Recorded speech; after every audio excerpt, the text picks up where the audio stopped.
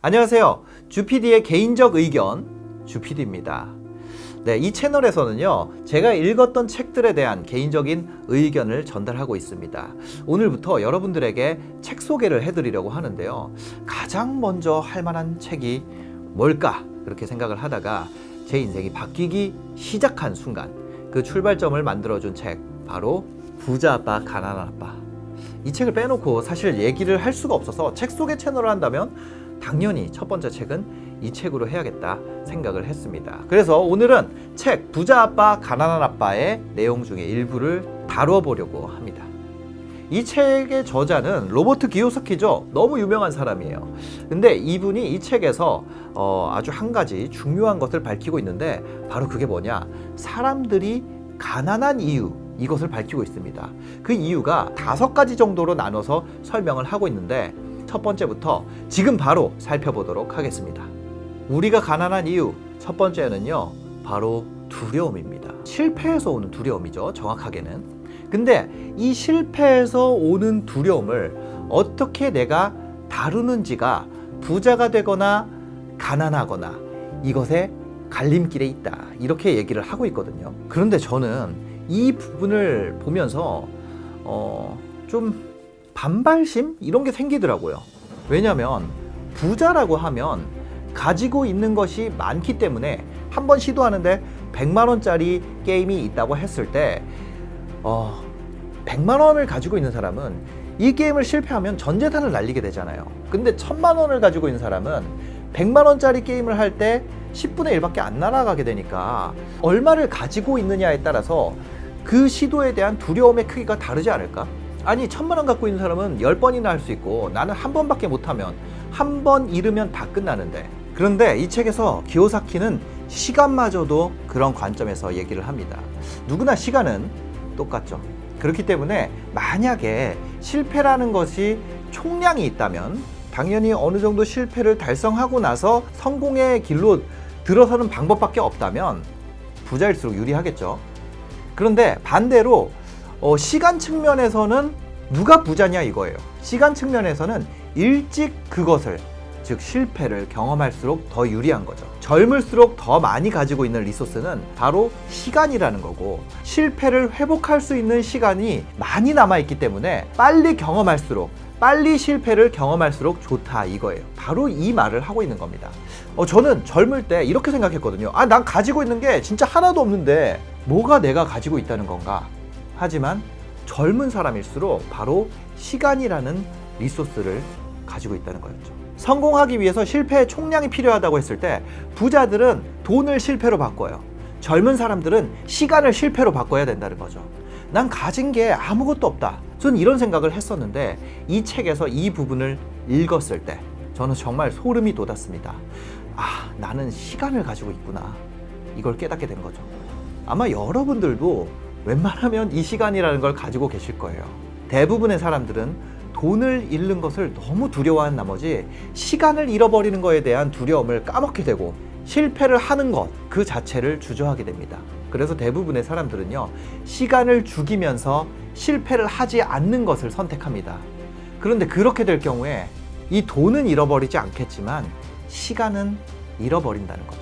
젊은 때는 당연히 아마도 돈이 거의 없을 거예요. 그래서 내가 지금 500만 원 까먹는 게 진짜 엄청나게 고통스럽지만 그 실패가 나중에 2억, 아니 20억을, 아니 200억을 까먹지 않게 하는 밑거름이 된다고 생각을 합니다. 가난해지는 이유 두 번째는 바로 냉소주의입니다. 기요사키가 얘기했던 것 중에 저는 이게 되게 중요한 것 같아요. 기요사키가 어떤 방식을 알려줬을 때 많은 사람들이 이렇게 대답을 했다고 합니다. 나는 당신처럼 그렇게 똑똑하지가 않아. 그렇게 한다고 해서 내 삶이 뭐가 달라지겠어? 이렇게 했다가 나는 더 실패에 빠질 거야. 무엇인가를 선택하고 최선을 다하고 노력한다는 것에 대해서 그냥 냉소적인 태도를 취함으로써 아무것도 하지 않는 것이 가장 적합한 선택이다 라고 자기 합리화를 하게 되는 거죠. 저도 이 부분에서 굉장히 많은 공감을 하게 됐어요. 왜냐면 저 스스로가 그 때문에 시도를 하지 않는 사람이었기 때문이죠. 위험성을 점검하는 것, 리스크를 확인하는 것과 냉소주의에 빠지는 것의 차이를 몰랐어요. 나는 위험하기 때문에 안 하는 거야, 이런 생각에 빠져 있었죠. 하지만 제가 했던 건 실제로는 냉소주의였어요. 위험성을 확인하는 것과 냉소주의의 가장 결정적인 차이가 뭐냐면요, 어떤 것의 리스크를 점검한다는 것은 그것을 하기 위해서 점검을 하는 겁니다. 냉소주의에 빠진 경우에는요, 무언가를 하지 않기 위해서 하는 거거든요. 저는 어떤 것이 있을 때 그것을 포기하기 위해서 리스크를 만들어서 점검하는 경우가 스스로 많이 있었던 것 같아요. 이런 예를 들어볼 수 있을 것 같아요. 책을 보다가 손가락을 베이면 더 아픕니다. 그냥 칼에 베인 것보다도 더 아파요. 그래서 나는 전자책으로 보는 것이 훨씬 더 좋아 라는 옵션을 만드는 거예요. 책을 가지고 다니면 가방도 있어야 되고 무거우니까 나는 전자책으로 보는 게 더 좋아. 전자책을 쓰려면 아이패드를 사야 돼 라는 옵션을 만드는 거예요. 그 다음에 아이패드를 사려면 내가 아르바이트를 해야 되는데 아르바이트를 하게 되면 내가 성적이 떨어질 수도 있고 나는 시간이 줄어서 책을 못 읽어. 여기까지 가는 과정인 거죠. 그래서 나는 책을 안 읽는 거죠. 이게 바로 냉소주의입니다. 하지만 리스크라는 거는 조금 달라요. 내가 책을 읽다가 중요한 내용을 까먹을 위험이 있겠다. 그래서 적어놔야겠다. 메모를 해놔야겠다. 어떤 문제를 발견했을 때 그러니까 안 해야겠다가 아니라 그럼에도 불구하고 그걸 해야겠다. 그것을 극복하는 방향으로 가는 것이 리스크와 위험을 확인하는 진짜 자세인 거죠. 거의 일어나지도 않을 위험에 대해서 생각을 하고 아니면 그런 거에 대한 대비를 하지도 않고 그냥 하지 않는 걸 선택하는 자기 합리화를 하는 거. 그게 어떤 느낌인지는 아마 충분히 전달이 되었을 거예요. 세 번째는 이건 정말 혁신적인 개념이에요. 바로 게으름입니다. 게으름이 뭐가 혁신적이냐? 보통 우리가 생각하는 하기 싫어 이런 게으름이 아니에요. 바로 자기를 속이는 게으름입니다. 그게 무슨 느낌이냐면 쓸데없는 짓을 하느라고 일을 만들어내서 일 같은 느낌이 나는 것을 하느라고 성과를 내는 것을 외면하는 게으름이죠. 읽어야 되는 책이 있어요. 이게 만약에 내가 해야 될 일이에요. 그런데 시간이 남아 도는데도 책을 안 본다는 건 스스로 되게 부족한 사람이라는 생각이 들게 되잖아요. 그래서 뭘 하냐면 책을 열고 앉는 것이 아니라 바로 방 청소를 시작하는 거예요. 사실은 방 청소와 책을 읽는 건 아무 관계가 없잖아요. 집이 조금 어지럽다 그래도 책을 보는 데는 아무 문제가 안 됩니다. 그런데 나는 방 청소를 하느라고 바빠서 책을 못 읽었다 라고 하는 거죠. 나는 지금 인생에서 가장 중요한 뭔가를 해야 되는데 그걸 하기 싫어서 다른 시덥지 않지만 하긴 해야 되는 일들을 하고 있다는 거예요. 그게 전진을 하지 못하는 가장 큰 원인이 된다. 기요사키가 말하는 게으름이란 그런 거예요. 현실을 외면해버리는 게으름. 늦게 일어나고 계속 잠만 자고 우리가 카우치 포테이토라 그러죠. 먹고 TV만 보고 이런 게으름이 아니라 오히려 늦게 일어나더라도 가장 중요한 뭔가 딱 한 가지, 그 인생의 전진을 위해 반드시 필요한 한 가지를 해낸다면 그 사람은 게으른 게 아니다. 이런 거예요. 만약에 내가 원하는 것이 돈이라면 돈을 벌기 위한 일을 하는 것, 그리고 나머지를 안 해요. 그건 게으른 게 아니라는 거죠. 내가 맞이하고 있는 가장 큰 리스크를 해낸다면 그건 게으른 게 아니래요. 그런데 아무리 새벽 4시에 미라클 모닝을 하고 일어나서 진짜 내 삶이 나아지는 것, 아니면 내가 진짜로 원하는 것과 아무 관계가 없는 것들을, 그런 것들로 인생을 가득 채워놓고 나는 진짜 인생에서 중요한 걸 할 시간이 없어 라고 이런 냉소주의에 빠지면서 아무것도 하지 않게 되는 그런 상태. 실제로는 어마어마하게 많은 걸 하고 있는데 내 삶은 한 발자국도 앞으로 나가지 못하는 그런 상태. 그것을 바로 기요사키가 말하는 아주 특별한 게으름이라고 지적을 하고 있는 겁니다. 제가 옛날에 방송국 PD였거든요. 생각을 해야 되거나 아니면 뭔가 기획을 해내야 되거나 이런 거를 해내는 게 너무 힘든 거예요. 그래서 속으로 어떤 생각을 했냐면 나는 앉아서 편집만 하고 싶다, 이런 생각을 한 적이 있었어요. 그냥 단순한 작업을 하면서 하루를 그걸로 그냥 다 채우고 싶다. 이걸 하느라고 다른 걸 못했다고 얘기하고 싶다. 나는 이것만 하고 살면 더 행복할 텐데, 이런 생각이 계속 드는 거예요. 외면하고 싶은 거죠. 왜냐면 그런 복잡한 일들은 성장하기 위해서 필요한 거고, 성장한다는 거는 고통을 수반하거든요. 저는 운동을 많이 하지는 않습니다. 근데 헬스 채널 같은 거는 많이 보거든요. 거기 이런 내용들이 나오더라고요. 근육이 파괴돼야지 그것이 회복되면서 성장한다 그러잖아요. 성장이라는 건 파괴가 동반되는 것 같아요. 그렇기 때문에 내가 파괴될 위험을 계속 회피하다 보면 결국에 게으름에 빠지기 쉬운 거죠. 이 게으름, 이것을 극복해내는 방법으로 지금 이 책에서 제안하고 있는 방법이 있는데요. 바로 욕심에 솔직해지는 겁니다. 내 자신의 욕망, 그것을 자세히 들여다보는 거예요. 저거는 저렇기 때문에 난 할 수 없어. 나는 저걸 가질 수 없는 사람이야. 그래서 나는 그냥 평범한 걸 해야겠다. 이런 생각으로 흘러가는 것이 아니라 이것이 문제라면 어떻게 하면 가질 수 있을까? 이렇게 생각한다는 거예요. 어떤 문제가 있다면 어떻게 하면 이 문제를 넘어설 수 있을까? 저는 이 책에서 이런 부분에 대해서 많이 읽어보고 어떻게 하면이라는 생각 방식을 심어주려고 저는 저희 애랑 종종 체스를 합니다. 그럼 저한테 맨날 이런 식으로 얘기를 해요. 아빠 퀸은 왜 이렇게 잘하는 거야? 아빠 퀸 때문에 나는 진짜 못 살겠어. 이런 말을 해요. 그러면 어떻게 하면 그 퀸을 잡을 수 있을까? 이걸 생각을 해라. 그럼 퀸을 죽이면 그 옆에 룩이 와서 내 거 먹을 거 아니야. 그러면 그 룩을 어떻게 없앨지를 생각을 해봐. 그럼 그 룩을 없애려면 거기 대각선 아래에 있는 폰 때문에 못 하잖아. 그럼 폰을 어떻게 없앨지를 생각을 해봐. 이렇게 얘기를 해주거든요. 물론 당연히 이제 애기한테 하니까 더 재밌는 말투로 얘기를 하겠죠. 저는 저희 애가 이해할까 싶었거든요.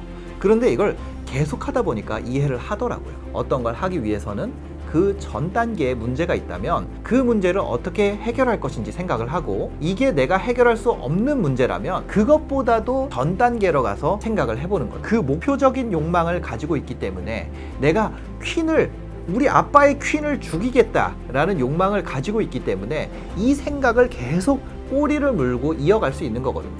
그래서 저도 저희 애에게 이 책에서 말하는 부자 아빠가 되고 싶어서 이 내용을 훈련을 시켜보고 있는 방법이고요. 저도 잘하진 못합니다. 근데 이 책에서도 그 내용을 다루고 있어요. 한번 같이 읽어볼까요? 308페이지에 있는 내용입니다. 부자 아버지는 나는 그럴 여유가 없다 라는 말을 금지시켰다. 하지만 우리 집에서는 날마다 그 말을 들을 수 있었다. 대신에 부자 아버지는 그분의 아이들에게 이렇게 말하게 가르쳤다. 내가 어떻게 하면 그럴 여유를 마련할 수 있을까? 그분은 나는 그럴 여유가 없다는 말이 머리를 닫아버린다고 믿었다. 더 이상 생각할 수 없게 말이다. 내가 어떻게 그럴 여유를 마련할 수 있을까? 이것은 머리를 열고 해답을 찾고 생각할 수밖에 없게 만든다. 책에 이런 내용이 있거든요. 제가 아직 부자는 아니지만 우리 아이는 부자였으면 좋겠다. 그렇게 생각이 뻗어나갈 수 있는 방향으로 생각하는 방식을 좀 많이 가르쳐주고 싶어요.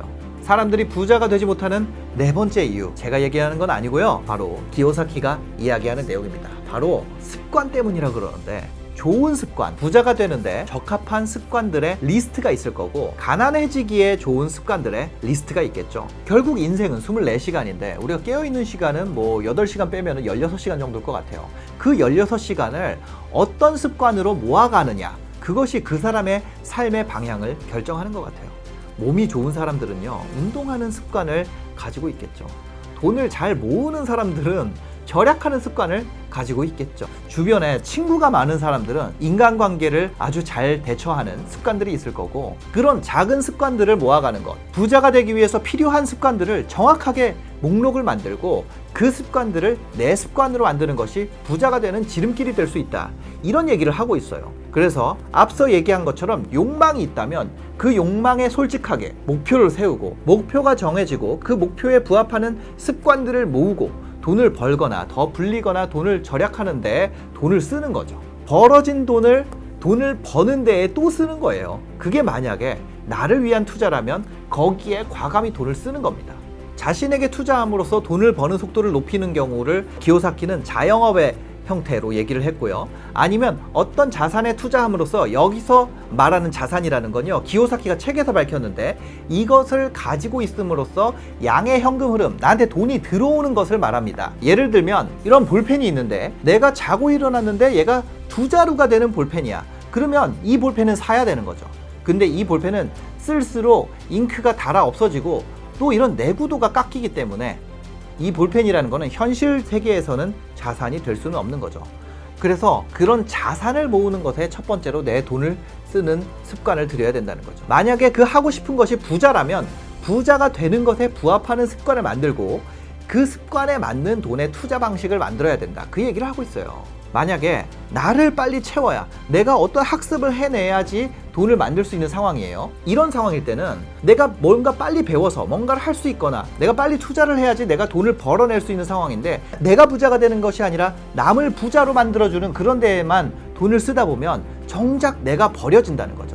나한테 필요한 돈을 먼저 써야 된다는 거예요. 그래서 돈 쓰는 것도 습관이다. 이렇게 책에서는 주장을 하고 있어요. 나를 위해서 먼저 쓰는 습관들, 그런 것들을 만들어내야 된다. 사람들이 가난해지는 5번째 이유, 바로 거만함 때문이라고 하는데요. 이 거만함이라는 건 이 얘기예요. 체면, 남의 눈, 이런 것 때문에 모르는 것을 그냥 아는 것처럼 고개 끄덕거리면서 넘어가는 거, 아니면 마치 아는 것처럼 행동하는 거. 예를 들면 내가 어떤 계약서에 사인을 해야 돼요. 근데 몰라. 사실 여기에 있는 내용이 무슨 말인지도 모르겠고 이 단어도 뭔지 모르겠어요. 근데 이거 모르는 거는 모른다 하고 물어봐야 되거든요. 특히 돈이 뭐 5억 10억 요즘에 있는 분들 있잖아요. 그 돈 들고 부동산 가면 그거 바로 털립니다. 거만함을 건드리기 때문이죠. 얼마 있으세요? 뭐 5억 있으세요? 이렇게 물어본다고요. 5억 있어요. 이렇게 얘기를 하게 되죠. 지금 이런 거 있는데 사실 수 있어요? 이렇게 물어보죠. 그러면 처음 부동산에 간 사람은 알 수 없는 자격지심 같은 게 마음속에 있습니다. 내가 동원할 수 있는 최대한의 돈을 생각을 하고 간단 말이에요. 그때부터 마음의 거만함의 버튼이 딱 눌러지는 거죠. 그래서 마치 아는 것처럼 연기를 하게 되고, 그러다가 계약서에 사인을 하게 돼요. 그래서 얘기를 하다가 모르겠으면 제가 아직 더 알아보지 않았기 때문에 공부를 더 하고 오겠습니다. 이렇게 얘기를 할 수 있어야 된다는 거죠. 내가 모르는 것을 확인하고 리스크를 확인하고 그 리스크를 지우고 어떻게 하면 목표를 달성할 수 있는가에 대해서 명확하게 생각하는 방식인 거죠. 그런데 냉소주의는 이런저런 핑계를 대면서 결정을 회피하는 거고, 이 두 개의 차이가 미묘하다면 미묘할 수도 있고, 보는 관점에 따라서는 아주 큰 차이라면 큰 차이일 수 있는데, 이거를 잘 인지하지 못하면 냉소주의에 빠지기 쉽습니다. 지금 첫 번째부터 5번째까지 나왔잖아요. 이 5가지가 공통점이 있는 것 같아요. 바로 자기 자신을 속이지 마라. 결론적으로 내가 돈을 많이 벌고 부자가 되려면 이 5가지를 굉장히 균형 있게 잘 챙겨야지 부자가 될 수 있다. 마치 제 생각인 것처럼 들리시겠지만요, 사실은 로버트 기요사키의 생각인 거죠. 이 책이 나온 지가 20년이 넘었어요. 그런데 이 책이 주는 메시지는요, 2022년 현재도 유효합니다. 이 책을 읽을 때마다 느끼는 건 내가 지금 빠져 있는 상황, 아니면 내가 지금 겪을 일을 이미 알고 있는 것처럼 이 책에 써져 있습니다. 그래서 시간이 지나고 읽어보면 아, 이런 얘기가 있었구나 하는 생각이 들어요. 그래서 여러분들이 지금 돈을 버는 길로 들어오기 전이든, 돈을 벌어가는 길의 중간에 있든, 아니면 어느 정도 돈을 벌고 나서든 이 책을 보면 느끼는 점이 많이 있으실 거예요. 저도 저희 애에게 부자 아빠로서 삶을 살고 싶은데 나도 모르게 가난한 생각에 빠질 때가 많이 있습니다. 나도 모르게 게으름에 빠지거나 거만함에 빠지거나 냉소주의에 빠지는 경우가 있죠. 내가 지금 그런 상황에 빠져 있구나 라는 걸 객관적으로 돌아볼 수 있는 계기가 필요하시다면 저는 이 책을 한번 읽어보시는 걸 추천드립니다. 지금 삶을 돌아볼 수 있는 계기가 되실 수 있을 거라고 생각합니다. 영상 봐주셔서 감사합니다. 행복한 하루 되세요.